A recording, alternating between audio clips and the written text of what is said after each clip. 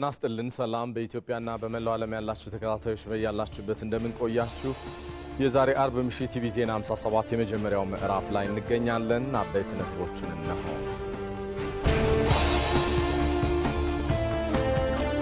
በሀገር አቀፍ ደረጃ እየተከናወኑ የሚገኙ ፕሮጀክቶች የኢትዮጵያን ፈጣን እድገት የሚያረጋግጡ ናቸው ሲሉ ተፎካካሪ የፖለቲካ ፓርቲዎች ተናገሩ።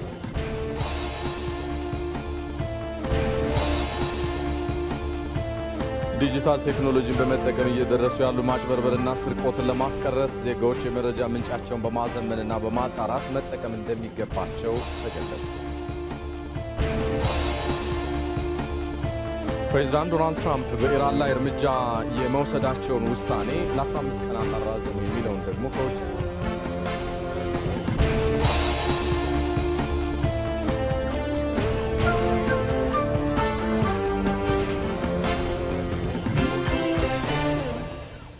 ሰለሞን ኃይለ ኢየሱስ ነኝ። አብራችሁን ቆዩ።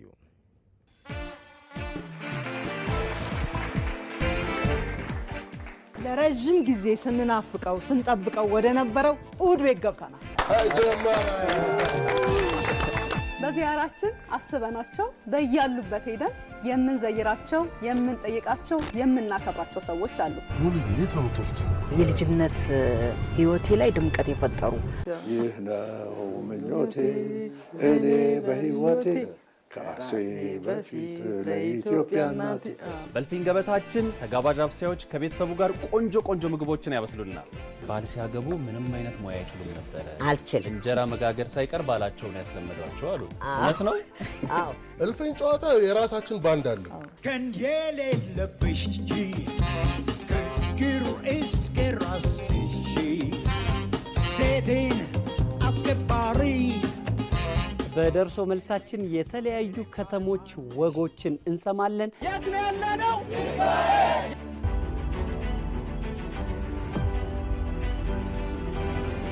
የተለያዩ የፈጠራ ውጤቶች፣ ፋሽን፣ ቴክኖሎጂ፣ ዕደ ጥበብ፣ ፐርፎርማንስ ብቻ እናንተ እዩልን ያላችሁንም በብታዩት ዝግጅታችን እናይላችኋለን። ልሄድ ነው አምኛው። ሄሎ ቲጂ ሰበቡ ነጠላ ለብሼ አንሰበባኛ። እንግዲህ እሁድ ቤት በይፋ ተጀምሯል። እንኳን ደስ አላችሁ፣ እንኳን ደስ አላችሁ።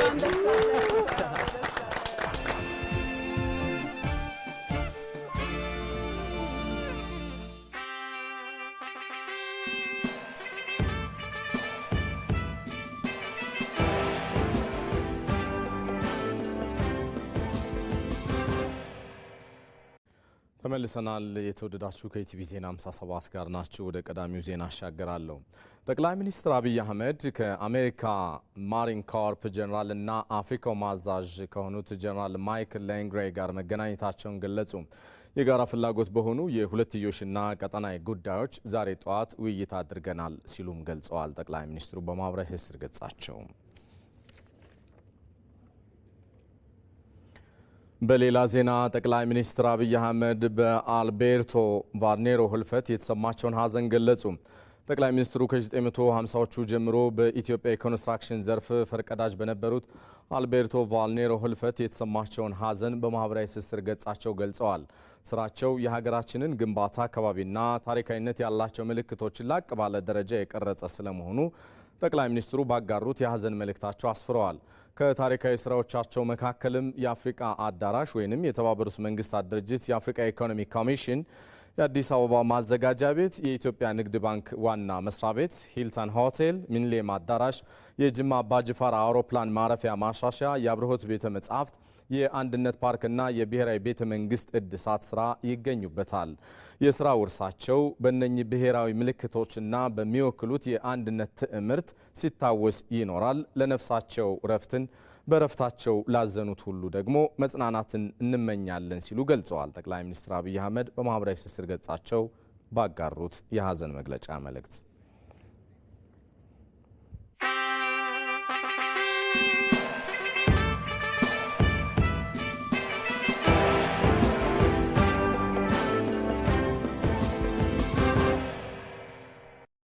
እንቀጥላለን። ጤናማ የሆነ የፖለቲካ ፉክክርና ትብብርን መሰረት በማድረግ የኢትዮጵያን ዘላቂ ልማት ማረጋገጥ እንደሚገባ ጠቅላይ ሚኒስትር አብይ አህመድ ገለጹ። ጠቅላይ ሚኒስትሩ ከተለያዩ የፖለቲካ ፓርቲ ተወካዮች ጋር ውይይት አካሂደዋል። እድሉ ፈቀደ ተከታትሎታል።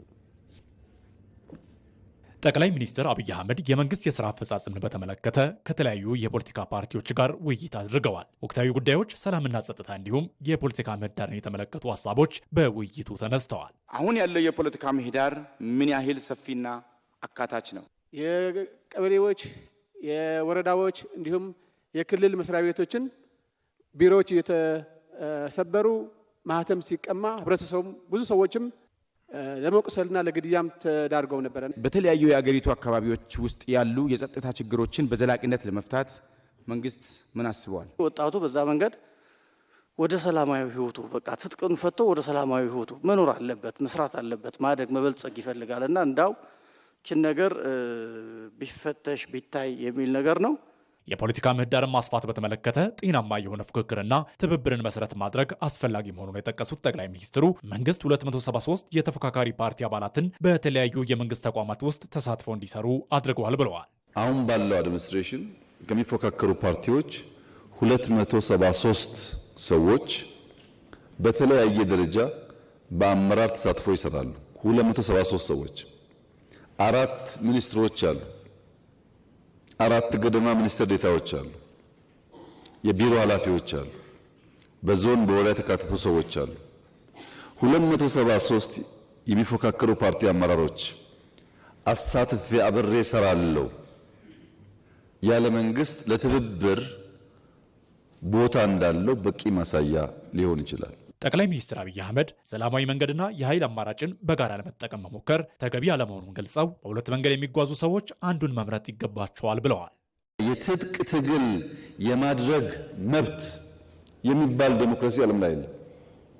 ዴሞክራሲ ማለት የምታከብረው ህግ ሲሆን ነው እንጂ ህጉን ሳታከብረው ህጉ ደግሞ እንዲያስከብርልህ መብት መጠየቅ ትክክል አይደለም። ይሄ የትርፍ ጊዜ ስራ አይደለም። በከፊል ፖለቲከኛ፣ በከፊል አሸባሪ፣ በከፊል ጋዜጠኛ፣ በከፊል አሸባሪ፣ በከፊል ብልጽግና፣ በከፊል አሸባሪ እንደዛ አይቻልም። መምረጥ ነው። ይሄ የሚቀላቀልበት ልክ በጣም ሰፊ ነው። ኢትዮጵያ ውስጥ አንድ አባባል አለ። ከስጋው እጾማለሁ ከመረቁ አድርግልኝ የሚባል ነገር አለ። ህገ መንግስትን በማሻሻል ረገድና የስራ ዕድልን ከመፍጠር አኳያ ሀሳባቸውን የገለጹት ጠቅላይ ሚኒስትሩ ህገ መንግስት ካልተለወጠ ለውጥ የለም የሚለው እሳቤ የተሳሳተ መሆኑን ጠቅሰው ጉዳዩ በምክክርና በንግግር ሁሉን ባሳተፈ መልኩ ይፈታል ነው ያሉት። ቀዶ መጻፍ ይቻላል። ቀዶ መጻፍ ግን የምናስባት ኢትዮጵያ አይፈጥርልንም። አይተናል እኮ አፍሪካ ውስጥ ብዙ መንግስታት መጥተው ቀይረዋል ህገ መንግስት። ችግር የለውም። ስለማናውቀው አይደለም። ብልጽግና በማጆሪቲ ስለሚመራ 2/3 ድምጽ እያስወሰነ የሆነ ነገር መቀየር ይችላል። እናንተ ሳትወያዩ የእናንተ ሐሳብ ሳይገባበት የተለያየ ማህበረሰብ ሳናሳትፍ ብናደርገው ግን የኢትዮጵያ ህገ መንግስት አይሆንም፣ የኛ ነው የሚሆነው። እሱ ጥሩ አይደለም። ከናንተ ጋር ሆነን አንድ አካል ሆነን በዋና ዋና ጉዳዮች ወሳኝ ጉዳዮች ህገ መንግስቱ መታረቅ መስተካከል ያለበትን ጉዳይ ለማስተካከል ዝግጁ ነን። እኛም አቋም አለን በሱ። የፖለቲካና ኢኮኖሚያዊ ፍላጎትን በኃይል ለማሳካት የሚሞክሩ ኃይሎች ህዝባዊነትና ህዝበኝነትን አቀላቅለውታል ያሉት ጠቅላይ ሚኒስትሩ ኢትዮጵያን በኃይል ማንበርከክ እንደማይቻልም ገልጸዋል። ኢትዮጵያ ውስጥ ያለው የሰላም ችግር መነሾ ፋውንዴሽኑ ግን ምንድን ነው ያላችሁ እንደሆነ ፍላጎትን በኃይል የማስፈጸም ኋላ ቀር እሳቤ ነው። ትምህርት ቤት ማሰራት ለህዝብ ብዬ ነው። ትምህርት ቤት ማፍረስም ለህዝብ ብዬ ነው። አስተማሪ ማገት ለህዝብ ብዬ ነው። ትግል ነው። ማዳበሪያ አርሶ አደሩ ጋር እንዳይደርስ መንገድ መዝጋት ትግል ነው። ከዚያ ደግሞ መንግስት ማዳበሪያ አልሰጠም ብሎ መጮህ ትግል ነው። እንደገና ህዝበኝነትና ህዝባዊነት ድንበር ስተው ሲቀላቀሉ ሌባውና ጨዋው እኩል የሚጮሁበት ሀገር ሆነ። የሚሰራውና የማይሰራው እኩል የሚጮሁበት ሀገር ሆነ። ጠቅላይ ሚኒስትሩ ፓርቲዎች ሰብሰብ በማለት ሀሳብ ላይ ትኩረት አድርገው መስራት እንዳለባቸው ምክር ሀሳብ በማቅረብ መንግስት ከፓርቲዎች ጋር በጋራ ለመስራት በሩ ክፍት እንደሆነም ተናግረዋል። የግንባታ ሂደቱ ዘግይቶ የነበረው የኮይሻ ኤሌክትሪክ ኃይል ማመንጫ ግድብን በቀጣይ 2 ዓመታት ለማጠናቀቅ እየተሰራ ስለመሆኑ የግድቡ ምክትል ስራ አስኪያጅ ኢንጂነር አባይነህ ጌትነት ተናገሩ። ግድቡ ሲጠናቀቅ የኢትዮጵያ ኤሌክትሪክ ኃይል ፍላጎትን በከፍተኛ ሁናቴ እንደሚቀርፍም ተናግረዋል ኃላፊው። ግንባታው ባለፉት ዓመታት በተደረገለት ክትትል ታዲያ አሁን ላይ በጥሩ የግንባታ ሂደት ላይ እንዲገኝ አድርጎታል ብለዋል ምክትል ስራ አስኪያጁ። ዋና የግድብ ስራና የኃይል ማመንጫ ቤት እንዲሁም ለውሃ ማፋሰሻ የሚሆነው ስፒሎ የሚለው ስትራክቸር ዋና ዋና ስራዎቹ ናቸው። ከዚህ ውስጥ እንግዲህ የግድብ ግንባታው አሁን ኦልሞስት አጠቃላይ ከሚጠበቅበት 7.7 ሚሊዮን ሜትር ኪዩብ ውስጥ ወደ 5 ሚሊዮን ሜትር ኪዩብ የሚጠጋው ተሞልቷል ማለት ነው። ስራው በጣም ተቀዛቅዞ ኦልሞስት ቆም የሚባልበት ደረጃ የነበረ ፕሮጀክት ነው። በወቅቱ ቁፋሮ ስራ ተሰርቶ ምንም አይነት የኮንክሪት ስራ ያልተጀመረበት ወቅት ነበር። ለውጡ ከመጣ በኋላ በተሰጠው ከፍተኛ ትኩረት እንዲሁም ጠቅላይ ሚኒስትሩ በሚያደርጉት ከፍተኛ ክትትል በተለይ በመጀመሪያዎቹ ስራውን ወደ ሪትሙ ለማስገባት ወይም ሪቫይቭ ለማድረግ ስራውን ጠቅላይ ሚኒስትሩ ከፍተኛ ክትትል ያደርጉበት ነበር። ከዛም ጋር ተያይዞ አሁን የስራው አጠቃላይ እንቅስቃሴ እጅግ ከፍተኛ በሚባል ሁኔታ ስራዎች እየተከናወኑ ይገኛሉ። አሁን በቅርቡም የኤሌክትሮሜካኒካል ስራ የምንለው ስራ ዲዛይን የማድረግ የማምረት ስራ ተጀምሮ ከፍተኛ ርብርብ እየተደረገበት ይገኛል። እንደ ሪፖርተራችን ቶማስ ኃይሉ ዘገባ ታዲያ የግድቡ ፕሮጀክት በቀጣይ 2 ዓመታት ለማጠናቀቅ እየተሰራ ስለመሆኑ ኢንጂነር አባይነህ ጌትነት ተናግረዋል። ይሄ ኃይል ማመንጫ የሚያመነጨው 1800 ሜጋዋት ነው። ኦልሞስት ከግቤ ስሪ ጋር ተቀራራቢ የሆነ ኃይል ማመንጫ ጣቢያ ነው። በጣም ትልቅ ኃይል ማመንጫ ጣቢያ ነው። የሀገሪቱን የማምረት አቅም በከፍተኛ ሁኔታ ያሳድገዋል። ስለዚህ ይሄ ፕሮጀክት እንግዲህ ከታላቁ ህዳሴ ግድብ ቀጥሎ ያሉት 2 ትልልቅ ፕሮጀክት የሚባሉት ይሄና ግቤ 3 ናቸው።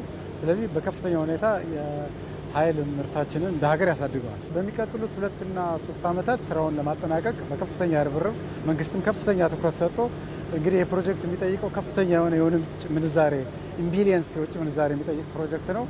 ለዛም መንግስት ከፍተኛ ቁርጠኝነት በማሳየት ከፍተኛ ፋይናንስ በመደብ ስራውን እያካሄደ በመሆኑ በተቀመጠው ጊዜ ይጠናቀቃል ብለን በሙሉ እምነት እየተረባረብን እንገኛለን። እዚህ አዲስ አበባ ከሚገኘው የኤቢሲ ዋናው ስቱዲዮ በቀጥታ ስርጭት እየተከታተላችሁት የምትገኙት ኢቲቪ ዜና 57 የመጀመሪያው ምዕራፍ እንደቀጠለ ነው። መንግስት ባለፉት ዓመታት የስራ ዕድል የመፍጠር አቅምን ከስራ ፍላጎት ጋር አጣጥሞ ለማስኬድ የግል ዘርፉን ማበረታታት የሚያስችሉ አሰራሮችን ስለማከናወኑ የስራና ክህሎት ሚኒስትሯ ሙፈሪያት ካሚል ገለጹ።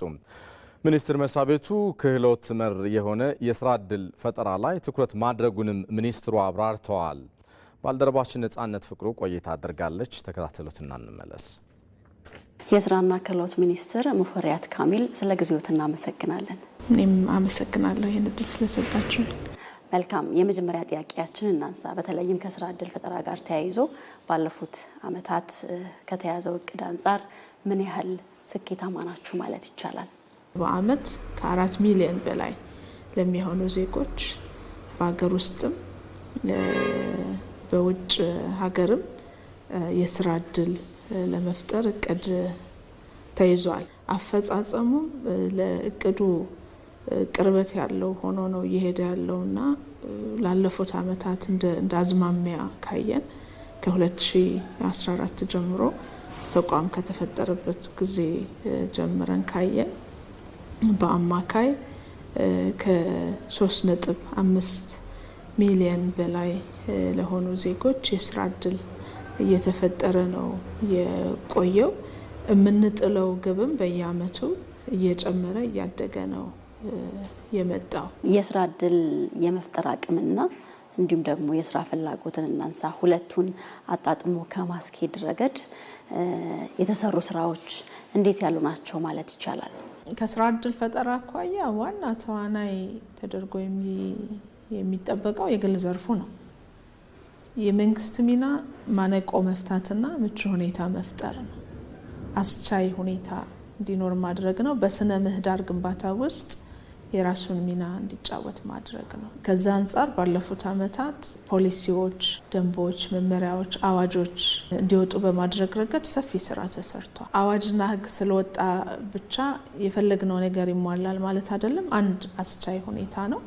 በሌላ መንገድ ለግል ዘርፉ በመንግስት በኩል የተሰጠው ትኩረት እዛው ሳለ የስራ እድል ፈጠራ ስራውንም እንዲያሳካ ተደርጎ የተቀረጸ ነው። ለምሳሌ የግል ዘርፉ የብድር የፋይናንስ ድርሻ፣ የፓብሊክ ኢንቨስትመንት ድርሻ፣ የመንግስት ድርሻ እየቀነሰ የግሉ ብድር የማግኘት እድል እየጨመረ ነው የሄደውን። ኢንዱስትሪ እየሰፋ ሲሄድ ቅድም ያልኩት ፕሮዳክቲቭ ሴክተሮቹ እያደጉ ሲሄዱ የመቅጠር አቅማቸውን በዛው ልክ እየሰፋ ስለሚሄድ ያኔ የግል ዘርፉ ሚና እየላቀ ሲሄድ ትርጉም ያለው ይሆናል። በተለይ ከስራ እድል ፈጠራ ጋር ተያይዞ ክህሎት መር የሆነ የስራ እድል ከመፍጠር ረገድ ምን ያህል ትኩረት አድርጋችኋል? ክህሎትን ከስልጠና በላይ መመልከት ያስፈልጋል የሚል ሀሳብ ተይዞ ነው እየተሰራ ያለው። ስልጠና አንዱ ጉዳይ ነው፣ ግን የክህሎት ልማት ስልጠና ላይ ብቻ አይቆምም። በደንብ ሀሳብ ያላቸው ዜጎች የፈጠራ ሀሳብ፣ የስራ ሀሳብ ያላቸው ዜጎችን ሀሳብ የሚያዋልድ ስፍራ መሆን አለበት። ሀሳብ የማዋለዱ ስራ እስከ ገበያ በሚሄድ የእሴት ሰንሰለት ውስጥ ማለፍ አለበት። ስራ በክህሎት ይመራ ካልን፣ ዜጎችን ለስራ ዓለም የሚያዘጋጅ ክህሎት ይኖር ካልን፣ ይሄ ክህሎት የገበያውን ፍላጎት የተከተለ መሆን አለበት። ተለዋዋጭ ሁኔታውን ከግምት ያስገባ መሆን አለበት ብለን አዳዲስ ካሪክለሞችን ያለማቋረጥ እየቀረጽን ያለ ነው። አሁን እየሰጠናቸው ያሉ ስልጠናዎች አዲስ በቀረጽናቸው ካሪክለሞች ላይ የተመሰረቱ ናቸው። የስራና ክህሎት ሚኒስትር ሙፈሪያት ካሚል ስለነበረን ጊዜ አመሰግናለሁ። እኔም አመሰግናለሁ። የፓርቲዎች ቁጥር መብዛት ለአንድ ሀገር የፖለቲካ ስርዓት ማደግና ለዲሞክራሲ ግንባታ ዋስትና ሊደረግ ይችላል። እንደ ምስጥ ክንፉን አራጥፎ ብዙም ሳይበር ወደ መሬት የሚገባ እንደዚህ ነው። ኢትዮጵያ ውስጥ ፓርቲዎች ቲዮሪንና ሪያሊቲን ቀላቅለዋል። አንዴ ለኔ እድል በሰጠኝ ኮታ ሰተምደር ከሆነ መቼ ነው ለውጥ የመጣው? አለመግባባቶች መንስኤ የሆኑ ይመስለኛል። ገዢውን ፓርቲ ያጀብን ቤተመንግስት ከማስገባት ውጪ ምንድነው ፋይዳው? እዚህ ጋር አንድ ጥያቄ ለመናገር ፈልጋለሁ። አንድ ነገር ፕሮቪን ጥያቄ ላቀርብለት። ቆይ መንግስትን ክሪቲሳይዝ የምናደርግበት አቅም ሊኖረን አይችልም። ህዝቡ አጠገቡ ያለውን ፓርቲ አገር አቀፍ ፓርቲ ነኝ ብሎ አለመወዳደር የዛን ህዝብ ድምፅ ለማንሳት ነው የሚቀረው። ቆይ አትግባቡ። አገር አቀፍ ፓርቲዎች እዚህ ላይ ምላሽ 97 ላይ እሺ፣ እዚህ ላይ አንዴ ምላሽ አድምጠኝ። ሲፈልጉ ወቅጦ እንዲጋገረን እኛን እኮ የከፈትነት በሩ። ቆንጆ ጥያቄ ልጨምርልህ አበበ። እሺ፣ ለአበበ አንድ ቆንጆ ጥያቄ ልጨምርለት። አቶ አበበ ለማብራሪያ የሚሆን ጥያቄ ነው እየጠየቁ ያሉት። አንዳንድ እያለ ፈጃቸው መቼም አባት የላቸው እንዳለችው ነው የምንሆነው።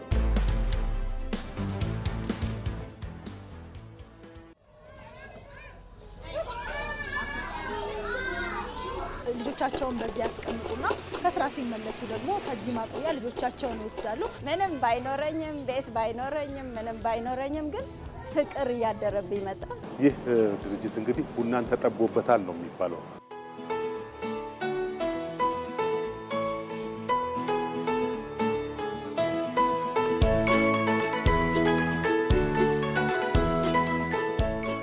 ቡና አልጠጣውም እስከዛሬ። የሚሸጠው ሰው ነጋዴው ማለት ነው ለሸማቹ እውነተኛ ትክክለኛ መረጃ የመስጠት ግዴታ አለበት። ይህንን ግዴታ ካልተወጣ እና ትክክለኛ መረጃ አለመስጠቱ ከተረጋገጠ በአድሚኒስትሬቲቭ ወይም በአስተዳደራዊ ጉዳይ መቀጣቱ እንደተጠበቀ ሆኖ በወንጀልም ጭምር የሚያስጠይቅ ተግባር ነው። 85 ኪሎ ነበርኩኝ። ከ85 ኪሎ ነው አሁን ወደ 58 ኪሎ የገባሁት።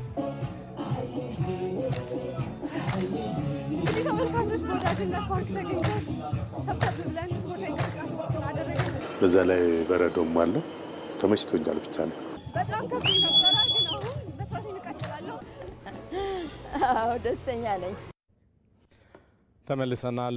የተወደዳችሁ ሸጎሌ አካባቢ ከሚገኘው በቀጥታ ስርጭት እየተላለፈላችሁ የሚገኘው ቲቪ ዜና 57 የመጀመሪያው ምዕራፍ አሁንም እንደቀጠለ ነው። ቀሪ ዜናዎቻችንም ይቀጥላሉ። በሀገር አቀፍ ደረጃ እየተከናወኑ የሚገኙ ፕሮጀክቶች የኢትዮጵያን ፈጣን እድገት የሚያረጋግጡ ስለመሆናቸው ተፎካካሪ የፖለቲካ ፓርቲዎች ተናገሩ። በሀገሪቱ እየተንቀሳቀሱ የሚገኙ እነኚሁ የተፎካካሪ ፓርቲ አመራሮች በገበታ ለሀገር ከተከናወኑ ፕሮጀክቶች መካከል የወንጪ ኢኮሎጂ የቱሪዝም መዳረሻን ጎብኝተዋል። አመራሮቹ በወንጪ የተመለከቱት የልማት ስራም ከጠበቁት በላይ ሆኖ እንዳገኙትም እንዲሁ ገልጸዋል። ባልደረባችን ሳምሶን ገድሉ ነው የነገሩት። የተከታተሉትና አስተያየታቸውን እንመለስ። እጅግ በጣም ታላቅ የሆነ ደስታ ነው የተሰማን። በሀገራችን ያሉ ፕሮጀክቶች እንዲህ መሆናቸውን ራሱ በማናውቅበት ደረጃ ላይ ነበር ራሳችንን እናስቀምጥ የነበረው።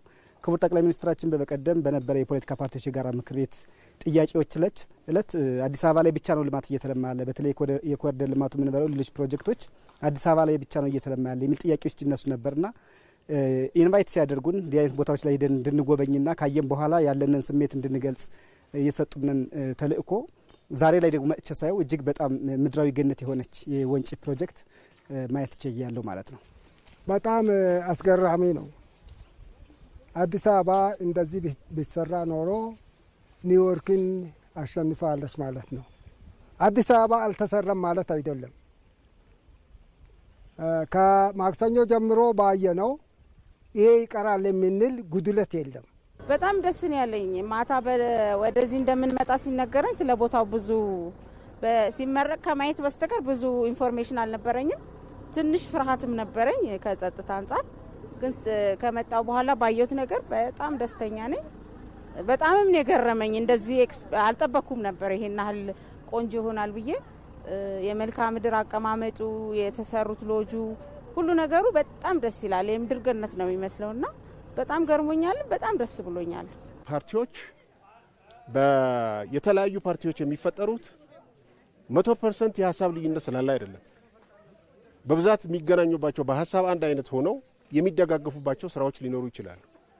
ፓርቲዎቹ ደግሞ የሚቃወሟቸው ስራዎች ወይም እሳቤዎች ሊኖሩ ይችላሉ። እኔ እንደ ፓርቲ ይህንን አይነት ስራ የሚቃወም ፓርቲ ይኖራል ብዬ አላስብም። ካለ ግን መብቱ ነው።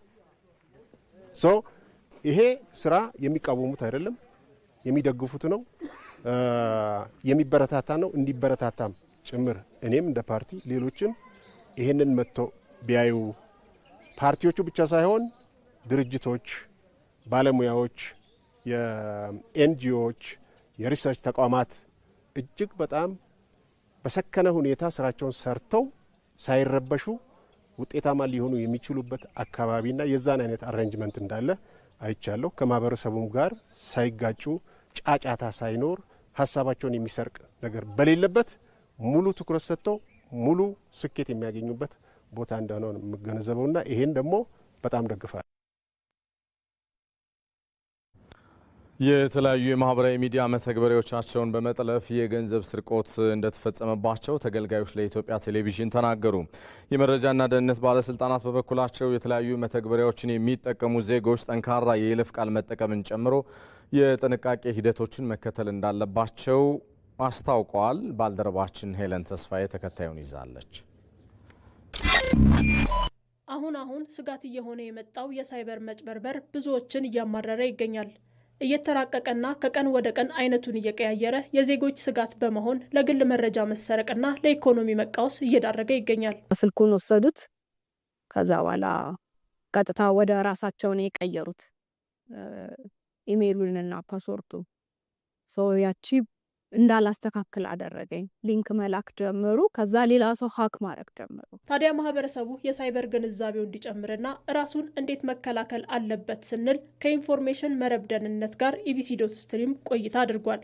ዜሮ ትረስት ይባላል። የትኛውም ሰው ዘመዳችንም ይሁን ጓደኛችንም ይሁን ምንም ይሁን የሚልክልን ሊንክ አሁን ናውዴይ ሊንክ ሲላክ በቀላሉ የሚታይ አይነት ነገር አይደለም። ቀላል ነገር ነው፣ ግን ኮንሺየስ መሆን ያስፈልጋል።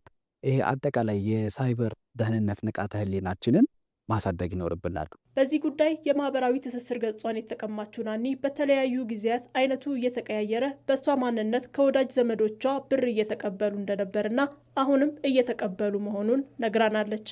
ሀክ ተደርጓል። ገንዘብ ነው በቃ የሚጠይቁበት። ሰው ታሞ ነው ድንገት ክፍለ ሀገር ብር ላኩልኝ ከሰማሁት ራሱ ወደ 70,000 ብር ሄዷል። የሳይበር ደህንነት ንቃተ ህሊናችንን ከፍ ማድረግ አለብን። ያ ሲባል ነገሮቹ ቤዚክ ሊሆኑ ይችላሉ። ብዙ ሚዲያዎች ላይ ሰምተናቸው ሊሆን ይችላል። ነገር ግን አፕላይ ማድረግ መተግበሩ ግን ወሳኝ ነገር ነው።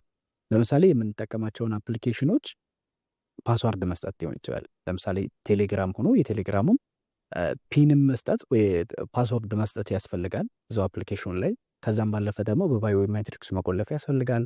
ቱ ፋክተር አውተንቲኬሽን ወይም ደግሞ ባለ ሁለት ማረጋገጫ ኮድ አለ። እሱንም ኦን ማድረግ ያስፈልጋል። ያውን እንዳታየም የነበረበት ሰዓት ስልኬ ሲወሰድ ሲቢ አካውንት ያወጣበት አካባቢ ነበር እና ፓስወርዱን ስለማላቀው ስለሚጠፋብኝ ኖት ላይ ሴቭ አድርጌው ነበረ እስከሚይዘው ድረስ ብዬ ማለት። ለምሳሌ ንግድ ባንክ ሞባይል አፕሊኬሽን እየተጠቀምኩኝ ከሆነ ሳማን ደውሎ አፕዴት እያደረግን ስለሆነ የሞባይል አፕሊኬሽኑን ፒን ንገረን፣ ፓስወርድ ንገረን፣ እንደዚህ እያደረግን ነው፣ አሁን የሚገባልህን ኮድ ንገረን፣ እንደዛ አይነት ነገሮች ከትክክለኛው ከምንጩ ማረጋገጥ። የተለያዩ የማህበራዊ ትስስር ገጾችን በመጠቀም የዜጎችን ደካማ ጎን በማጥናት የተቋማትን ሎጎ ወይም መለያ እውነተኛ በማስመሰል እየሰሩ የተለያዩ ሊንኮችን በመላክ ስራ እናሰራለን በማለት የማንነት ስርቆት እየፈጸሙ ይገኛሉ። በቀን ከ10,000 ብር በላይ ቤት ውስጥ በመቀመጥ መስራት ይችላሉ የሚል ማስታወቂያዎችን በማስገባት ወደ ቴሌግራም ሊንክ ያስገቡናል። ምናልባት በዋትስአፕም በኢንስታግራም ሰዎቹን አግኝተናቸው ማስታወቂያን ካየን በኋላ ግን ቀጥታ ወደ ቴሌግራም ምናምን ይመጣልና ምንድነው ብዙ ጊዜ የሚሉት ስራው ማስታወቂያ፣ ከዛ በዛ ክፍያ ታገኛላችሁ ይላሉ። የመጀመሪያ ትናንሽ ብሮችን ይከፍላሉ። ከዛ ትናንሽ ብሮች ከከፈሉ በኋላ አሁን ከእርሶ ከኛ ጋር እንዲቀጥሉ ኢንቨስት ማድረግ አለበት፣ ብር መክፈል አለበት፣ አካውንቶች አክቲቭ እንዲሆን በሚል ብር ይጠይቁናል። ከዛ ብር ካስገባን በኋላ በዛው ይጠፋሉ። እኛ ጋር ሪፖርት ቢያደርጉ አሁን አንዳንድ ጊዜ ሀክ ይደረጋሉ፣ ጀስት እኛ ጋር አይመጣም። ለምሳሌ አሁን ዴዲኬትድ የሆነ ክፍል አለ ኢትዮ ሰርት የሚባለው ኢንሳ ውስጥ ሆኖ የሀገሪቱን የሳይበር ጥቃቶች በተመለከተ ኢንክሉዲንግ ሶሻል ሚዲያውን በተመለከተ ይሄንን ጥቃት የሚመዘግብ ትንተና የሚሰጥ ትንተና የሚሰራ ከዛ በኋላ ከትንተና በኋላ ምላሽ የሚሰጥ አለ። ማህበረሰቡ ይህንን አውቆ ግንዛቤውን በማሳደግ በተቻለ መጠን ተጋላጭነትን በመቀነስ ራሱን ሊከላከል ይገባል። መጭበርበር ቢከሰት በሳይበር ደህንነት ዙሪያ ለሚሰሩ ተቋማት ጥቆማ በማድረግ ሊደርሱ የሚችሉ ማህበራዊና ኢኮኖሚያዊ ቀውሶችን መቀነስ ይቻላል። የልጆች አስተዳደግ ስርዓት ውጤታማ እንዲሆን ልጆችን ጊዜ ሰጥቶ ማድመጥ ያስፈልጋል ይላሉ የስነ ልቦና ባለሙያዎች። የልጆች መሰረት ላይ መስራት መጪ ጊዜያቸው ውጤታማ እንዲሆን እንደሚያግዝም ነው ባለሙያዎቹ የሚናገሩት። ዘጋቢያችን ሜሮን በረዳ በጉዳዩ ዙሪያ ተከታዩን ይዛለች።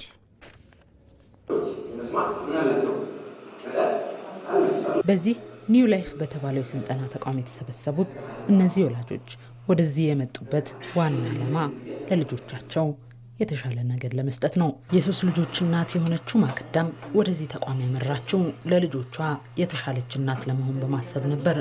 ይሁንና በስልጠናው ወቅት ያስተዋለችው ነገር ቢኖር ግን ወላጆች በልጆች አስተዳደግ ዙሪያ በርካታ ስህተቶችን እንደሚሰሩ ነው። እኔ በፊት በራሴ ማለት ነው ጥሩ እናት የሆንኩ ነው የሚመስለኝ፣ ግን ሳየው በጣም ብዙ ክፍተቶች ደግሞ አሉ። ሁሉ ነገር እኔ እንደፈለኩት ነው እንዲሆን የምፈልገው። እስካሁን ያሳደግኩትም እንደዛ ነው።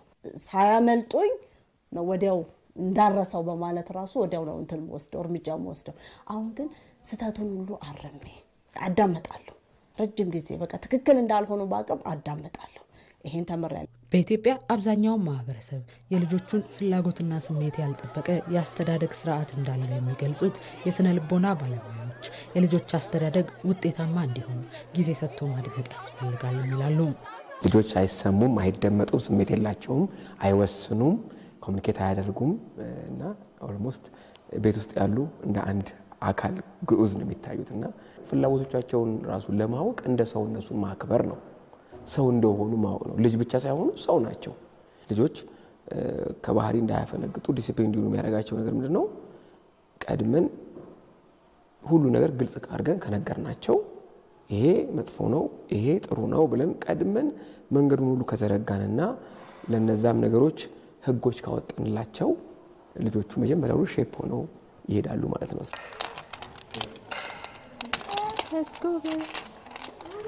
ህፃናት ከተወለዱ እስከ 7 ዓመታቸው የሚኖራቸውን የአስተዳደግ ዘይቤ ይዘው እስከ እድሜ ልካቸው እንደሚጓዙ ጥናቶች ያመለክታሉ።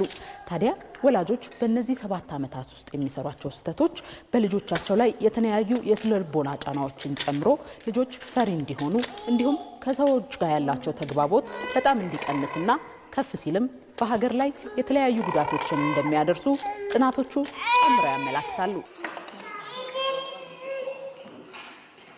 ትልቁ ኢንቨስትመንት ትውልድ ላይ ነው፣ ሰው ላይ መስራት ነው። ሰው ተኮር መሆን አለበት እና ሰውን ማልማት፣ ሰውን ጭንቅላቱን መገንባት ላይ ከተሰራ ሀገር አሁን ካላት ኢኮኖሚ በጣም በብዙ እጥፍ ታድጋለች ብዬ አምናለሁ። ልጆችን ለማስተማር ዱላ ቀዳሚ መፍትሄ እንዳልሆነ የሚገልጹት የስነ ልቦና ባለሙያው በሳይንሳዊ መንገድ ልጆችን ወደ ትክክለኛው መንገድ ማምጣት ይቻላል ባይ ናቸው። ዘመናዊ ቅጣት አለ፣ ዘመናዊ ልጆች አስተዳደግ አለ። ያለምንም ጩኸት፣ ያለምንም ዱላ፣ ያለምንም ስድብ፣ ያለምንም ስሜት ማዋረድ ለስሜታቸው ተጠንቀሽ አክብረሻቸው ልጆችን በትክክል መስራት ትችያለሽ። ለልጆቿ በቂ ጊዜ በመስጠቷ በእርሷና በልጆቿ መካከል የነበረውን ክፍተት እንዳጠበበላት የምትገልጸው ወይዘሮ ማክዳ ልጆችን ጊዜ ሰጥቶ ማዳመጥ ከብዙ ውድቀት ይከላከላል ትላለች። እናቶች የምመክረው ጊዜ ሰጣችሁ እናቶች አዳምጡ ልጆቻችሁ። ጓደኛ ስትሆኛቸው ሌላ ጓደኛ ፍለጋ ሄዱ። ይሄ ምንድነው? አያመልጡሽም። የሆነ ነገር እንኳን ሀፕን ቢያደርግ ወዲያው ትይዣቸዋለሽ። ልጆች የወላጆች ያስተዳደግ ውጤት ናቸውና ልጆችን በጥሩ ስነ ምግባር ለማሳደግ ወላጆች ያንን በተግባር ሆኖ ማሳየት አለባቸው የሚለውም የባለሙያዎች ምክር ሀሳብ ነው።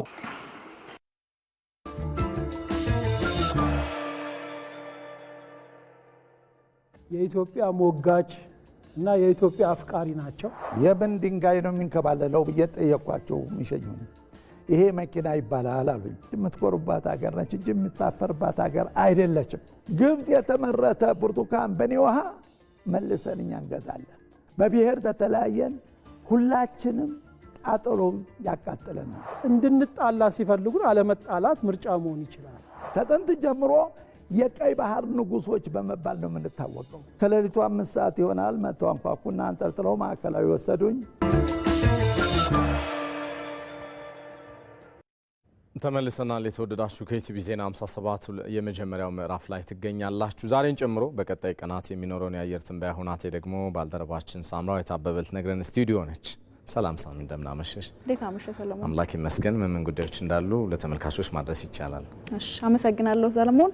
እንግዲህ በዛሬው ውሎ በሰሜን ምስራቅ በመካከለኛው በምዕራብና በደቡብ የሀገራችን አካባቢዎች ላይ ጠንካራና የተስፋፋ የደመና ሽፋንና ክምችት ነበራቸው። ከዚሁም ጋር ተያይዞ በአዲስ አበባ፣ ጎሬ፣ ጅማ፣ መቀሌና ሐዋሳ ዝናብ ተመዝግቦባቸዋል። በቀጣዮቹ ቀናትም ለክረምት ዝናብ መፈጠር አመቺ የሆኑ የአየር ሁኔታ ክስተቶች ከእለት ወደ እለት ይበልጥ እየተጠናከሩ እንደሚሄዱ አሃዛዊ የትንበያ መረጃዎቻችን ይጠቁማሉ። ከዚሁም ጋር ተያይዞ በደቡብና ምስራቅ ትግራይ፣ በሁሉም የአማራ፣ ቤንሻንጉል ጉሙዝ፣ ምዕራብ፣ ደቡብ ምዕራብ እንደዚሁም በምስራቅ ኦሮሚያ፣ በጋምቤላ እንደዚሁም በደቡብ ምዕራብ ኢትዮጵያና በማዕከላዊ ኢትዮጵያ በብዙ ቦታዎቻቸው ላይ ከቀላል እስከ መካከለኛ መጠን ያለው ዝናብ ይኖራቸዋል። በተጨማሪም በምዕራብ ሸዋ፣ በሆሮ ጉድሮ ወለጋ፣ በጅማና በሸካ በጥቂት ስፍራዎቻቸው ላይ በ24 ሰዓት ውስጥ ከ30 ሚሊ ሜትር በላይ ከባድ መጠን ያለው ዝናብ ይኖራል። ስለሆነም የሚኖረው የዝናብ መጠንና ስርጭት የክረምት ግብርና እንቅስቃሴን ለማከናወን ከፍተኛ ጠቀሜታ ይኖረዋል። በመጨረሻም በነገው ዕለት በአንዳንድ የሀገራችን ዋና ዋና ከተሞችና የቱሪስት መዳረሻ ስፍራዎች የሚጠበቀውን የአየር ሁኔታ ስንመለከት በጅማ፣ ባህር ዳር፣ ሐዋሳና አርባ ምንጭ ዝናባማ፣ በአዳማ፣ ኮንሶ፣ ጋምቤላና መቀሌ ቀላል ዝናብ እንደዚሁም በሐረር፣ ሰመራ፣ ጎዴና ድሬዳዋ ደመናማ የአየር ሁኔታ ይኖራቸዋል። በቀጣዮቹ 3 ቀናትም በአዲስ አበባ ቀላል መጠን ያለው ዝናብ የሚኖር ሲሆን የቀኑ ከፍተኛ የሙቀት መጠንም እስከ 24 ዲግሪ ሴልሺየስ ይደርሳል። እንግዲህ ሰለሞን፣ ለበለጠ መረጃ ደግሞ የኢንስቲትዩቱን ድረገጽ በመከታተል በርካታ መረጃዎች ማግኘት ይችላል። ሳምራዊት አበበ አመሰግናለሁ። መልካም ምሽት ይሁንልሽ። መልካም ምሽት።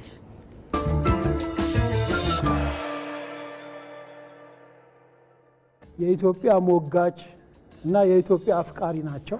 የምን ድንጋይ ነው የሚንከባለለው ብዬ ጠየኳቸው። የሚሸኙ ይሄ መኪና ይባላል አሉኝ። የምትኮሩባት ሀገር ነች እንጂ የምታፈርባት ሀገር አይደለችም።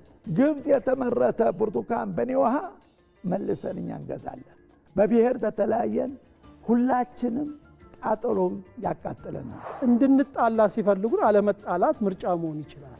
ከጥንት ጀምሮ የቀይ ባህር ንጉሶች በመባል ነው የምንታወቀው። ከሌሊቱ 5 ሰዓት ይሆናል መጥተው አንኳኩና አንጠልጥለው ማዕከላዊ ወሰዱኝ።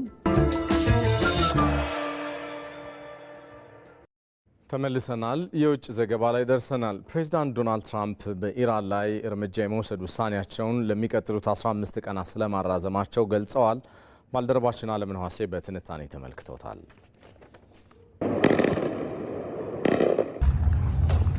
ፕሬዚደንት ዶናልድ ትራምፕ የኢራን እስራኤል ጦርነትን የሚቀላቀሉ መሆን ወይም አለመሆናቸውን በሚቀጥሉት 2 ሳምንታት እንደሚወስኑ አስታወቁ። ይህ በእንዲህ እንዳለ የኢራን ሚሳኤል የእስራኤል ደቡባዊ ከተማ ቤርሼባ የመኖሪያ አካባቢ አርፎ 71 ሰዎች ማቁሰሉን እስራኤል አስታወቀች።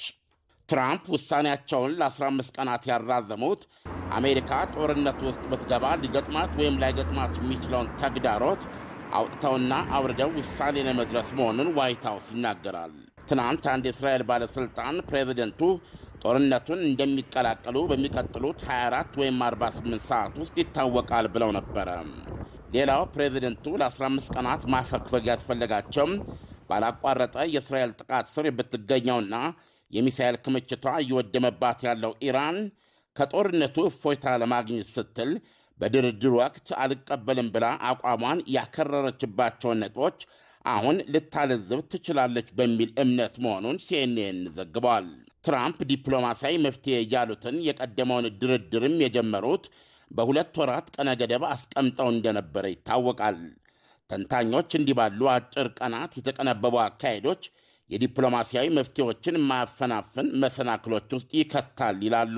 በዛሬው ዕለት የእንግሊዝ የጀርመንና የፈረንሳይ ውጭ ጉዳይ ሚኒስትሮች ከኢራኑ አቻቸው አጋርቺ ጋር በጉዳዩ ላይ ለመነጋገር ወደ ጄኔቭ ያቀናሉ። ከወዲሁ የፈረንሳይ ውጭ ጉዳይ ሚኒስትር ቪያን ኖኤል ባሮ የስብሰባው ዓላማ ኢራን የኒውክሌርና የቦሊስቲክ መርሃ ግብሮቿን ሙሉ በሙሉ እንድታጥፍ ለማድረግ ነው ብለዋል።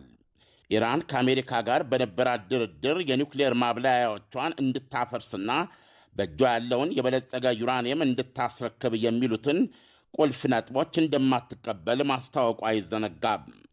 አሜሪካ ለኢራን ያቀረበችው አስታራቂ ሐሳብ ራሷ አሜሪካም የመካከለኛው ምስራቅ አገራትና ዓለም አቀፉ የአቶሚክ ኤነርጂ ያሉበት ተቋም ወይም ድርጅት በራሷ በኢራን ግዛት ተቋቁሞ ለሰላማዊ አገልግሎት የሚያስፈልጋትን ብቻ ዩራኒየም እያበለጸገም ላልተወሰነ ጊዜ እንዲሰጣት የሚል ነው። ኢራን የኒውክሌር ማበልጸግ ቴክኖሎጂያዊ ብቃቴንም ሆነ ነፃነቴን አሳልፌ አልሰጥም በማለት ሳትቀበለው ቀርታለች። ከጦርነቱ መጀመር በኋላ የኢራን ውጭ ጉዳይ ሚኒስትር አጋርቺ ከአሜሪካው ተደራዳሪ ልዩ መልእክተኛ ስቲቭ ዊትኮፍ ጋር በተደጋጋሚ የስልክ ግንኙነቶች በማድረግ ጦርነቱ የሚቆም ከሆነ ወደ ድርድር እንደሚመለሱና ኢራንም የበፊት ጠንካራ አቋሟን እንደምታለዝብ የነገራቸው መሆኑ ተዘግቧል። አሁን አሜሪካ ይህን መሠረት አድርጋና ለዲፕሎማሲ ተጨማሪ ዕድል ለመስጠት በሚል እስራኤል ጦርነቱን እንድታቆም ተጽዕኖ ታደርጋለች ወይም አታደርግ እንደሆነ አልታወቀም። በውጊያው መስክ በአሁኑ ሰዓት በኢራን ሰማይ ላይ 60 የእስራኤል ጀቶች ተሰማርተው በርዕሰ ከተማዋ ቴሄራንና ሌሎች የተለያዩ ስፍራዎች ላይ ከኢራን የኒውክሌር ፕሮግራም ጋር የተያያዙ ኢላማዎችን እየደበደቡ መሆኑን የእስራኤል መከላከያ ኃይል ወይም አይዲኤፍ ገልጿል።